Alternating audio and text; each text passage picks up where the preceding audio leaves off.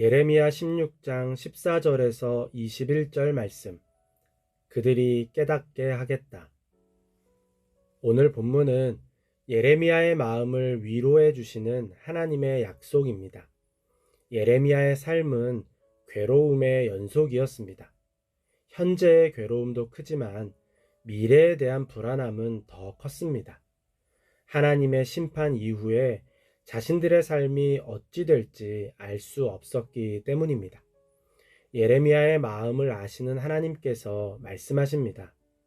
그때에는 사람들이 더 이상 이스라엘 백성을 이집트 땅에서 이끌어내신 주의 살아계심을 두고 맹세하지 않고 이스라엘 백성이 쫓겨가서 살던 북녘 땅과 그 밖의 모든 나라에서 그들을 이끌어내신 주의 살아계심을 두고 맹세할 것이다.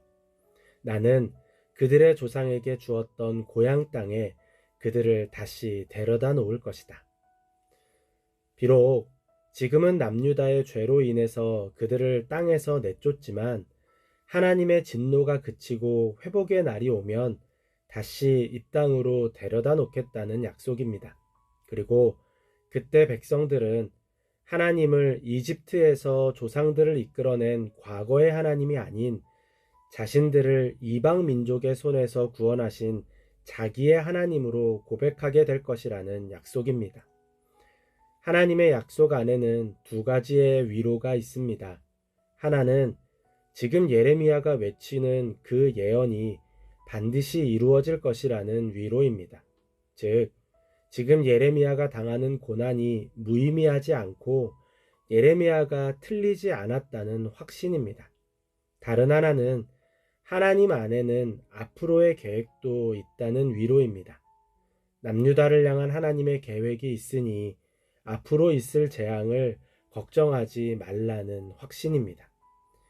예레미야를 위로하신 하나님께서 다시 한번 남유다를 향한 심판을 경고하십니다. 그런데 예레미야의 반응이 달라졌습니다. 주님, 내가 환난을 당할 때에 주님은 나의 힘과 요새와 피난처가 되십니다.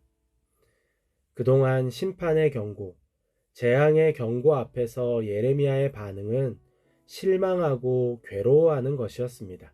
그런데 하나님의 약속을 듣고 마음에 확신이 생겼습니다.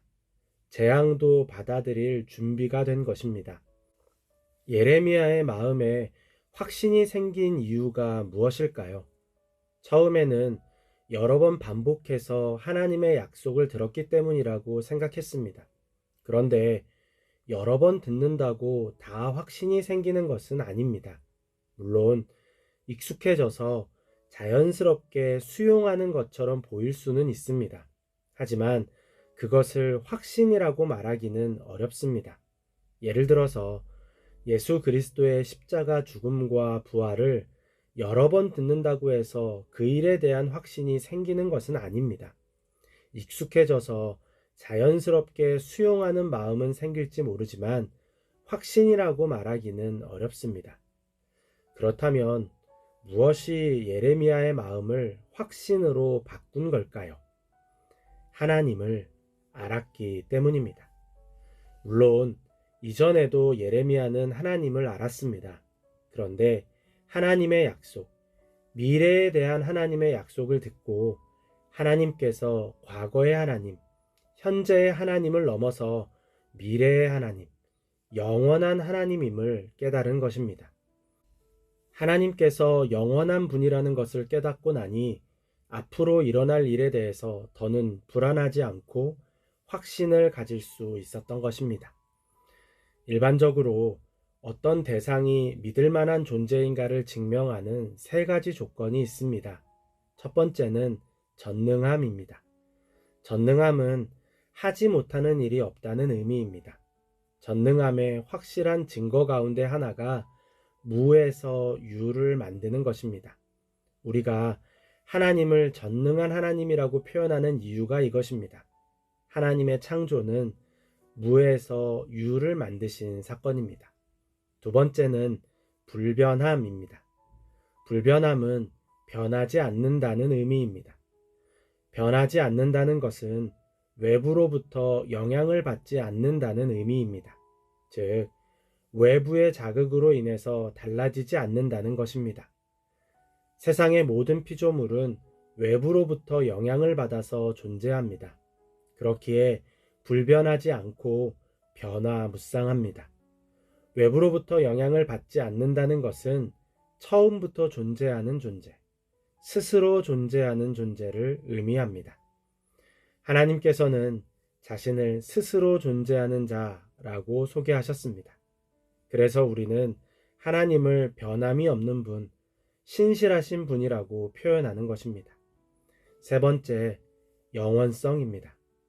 아무리 전능하고 불변해도 영원하지 않다면 믿을 수 없습니다.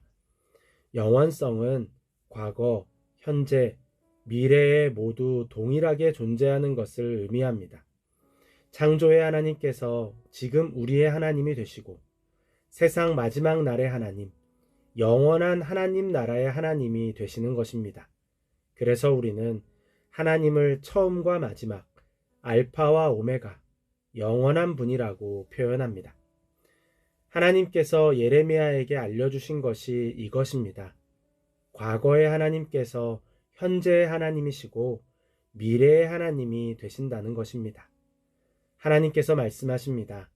이번에는 나의 권세와 능력을 그들에게 알려서 나의 이름이 주라는 것을 그들이 깨닫게 하겠다.